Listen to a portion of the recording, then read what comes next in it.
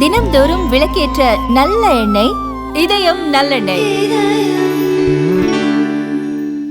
இந்துக்கள் பெரும்பான்மையாக இருப்பதால் மட்டும்தான் இந்தியா மதச்சார்பற்ற நாடாக இருக்கிறது என்று கே முகமது கூறியுள்ளார். கே முகமது ஒரு தொல்லியல் ஆய்வாளர் ஆவார். 1575ஆம் ஆண்டு அக்பரால் நிறுவப்பட்ட இபாதத் கானா போன்ற முக்கிய இடங்களை அவர் கண்டறிந்துள்ளார். 1976ஆம் ஆண்டு பிபி லால் தலைமையில் நடந்த பாபர் மசூதி அகழ்வாய்வு குழுவில் கே முகமதுவும் இருந்தார். மசூதியின் மேற்கு பகுதியில் கோவில் இருப்பதையும் அவற்றுக்கு சொந்தமான 12 தூண்களையும் கே முகமது கண்டறிந்தார். அதை பொது வழியில் கூறியதற்காக அவர் இடைநீக்கம் செய்யப்பட்டார். சென்ற ஆண்டு நடந்த அயோத்தி ஸ்ரீராமர் கோவில் பிரமாண பிரதிஷ்டை வைபவத்திற்கு சிறப்பு விருந்தினராக கே முகமது அழைக்கப்பட்டார். இந்நிலையில் ஒரு தனியார் தொலைக்காட்சிக்கு கே முகமது பேட்டியளித்தார்.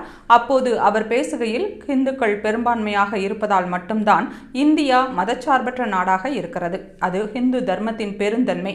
அதை நாம் உணர வேண்டும். ராமரையும் கிருஷ்ணரையும் இந்தியாவின் இதிகாச புருஷர்கள் என இஸ்லாமியர்களும் ஏற்க வேண்டும். ஆனால் அப்படி செய்வதன் முக்கியத்துவத்தை சில இஸ்லாமியர்கள் உணர தவறுகிறார்கள் என்று கே முகமது கூறினார். அவரது இந்த கருத்து கவனம் பெற்றுள்ளது.